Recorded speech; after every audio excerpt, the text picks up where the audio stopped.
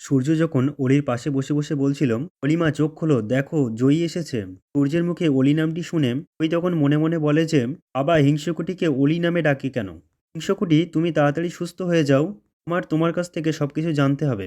ঠিক তখনই calling bell বেজে ওঠে আর সূর্য দরজা খুলে দেখে এখানে সাক্ষ্য স্যার দাঁড়িয়ে আছে। তখন সূর্য বলে, আই এম সরি, একে না জানিয়ে আমি জয়ীকে নিয়ে এসেছি। তখন সাক্ষ্য স্যার বলে, ইটস ওকে, ঠিক আছে। তখন সেখানে দীপা এসে হাজির হয়। সূর্য তখন বলে, দীপা তুমি এসেছো, ভালো হয়েছে। দীপা তখন দৌড়ে সোনার কাছে চলে যায়, সোনার মাথায় হাত বুলিয়ে দিতে থাকে।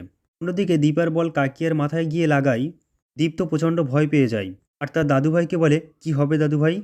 দাদুভাই বলে, কিচ্ছু হবে না। কাকিয়া তখন দীপার ব্যাপারে উল্টোপাল্টা বলছিল। তখন দীপ বিরক্ত হয়ে বলছে যে, তোমরা চুপ করো না, আমার মাথাটা খুব ব্যথা করছে। তোমরা বড় মানুষ, অত চিল্লাচিল্লি করলে আমি এখানে কি করে থাকবো? এবার মা তখন বলছে, আমিও তো তাই বলছি। দেখুন না, উনি এসে থেকেই খুঁচিয়েই যাচ্ছে। এসব কথা বলে দীপার মা বলে, তুমি আমাদের কিছু খেতে দে না, খিদে পেয়ে গেছে, কতটা রাত হয়ে গেছে, দেখতেই তো পাচ্ছিস। আরও ছোট বেয়ানের এইসব খোঁচাখুচি কথা শুনে আরও বেশি করে খিদে পেয়ে গেছে, খেতে দে দেখি। তুমি তখন ভাবছে কিছু তো নেই, জয়কে একবার ফোন করে দেখি। উর্মি যখন জয়কে ফোন করতে যাবে ঠিক তখনই একটা কলিং বেল বেজে ওঠে। জয় তখন ঘরে ঢুকতে ঢুকতে বলে, আজকে মুম্বাইয়ের গরম গরম চাইনিজ নিয়ে এসেছি। এই কথা শুনে সবাই তো খুশি হয়ে যায়। দীপ তখন বলে, থ্যাংক ইউ পাপা, তুমি আজকে সারপ্রাইজ দিয়েছো, আজ আমি খুব খুশি হয়েছি।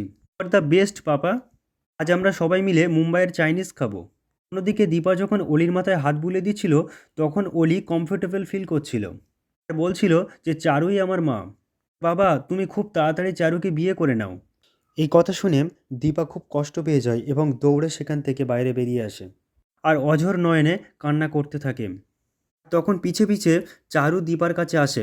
চারু এসে দীপাকে বলে, গতকালকে তোমার কাকা কাকিয়া এসেছিল, তোমাদের ব্যাপারে আলোচনা করছিল, সেই থেকেই অলির এই অবস্থা। দীপা তখন চারুকে বলে, যে যাই বলুক চারু, তুমি প্লিজ অলিকে দেখে রেখো আর সূর্য আর অলিকে নিয়ে তুমি ভালো থেকো। বলে দীপা সেখান থেকে চলে যায়। এদিকে জয়ী সাক্ষ্য স্যারকে জিজ্ঞাসা করে, পাপা ঘরে এতক্ষণ কে ছিল? সাক্ষ্য স্যার তখন বলেন, কে থাকবে আবার? আরু ম্যাম ছিল আর ডক্টর সেনগুপ্ত ছিল, আর অলি আছে শুয়ে। ওই তখন বলে, না পাপা, ঘরে আরও কেউ ছিল, আমি জানি সেটা, কোনো কথা বলেনি। কে ছিল আমাকে বলো না প্লিজ।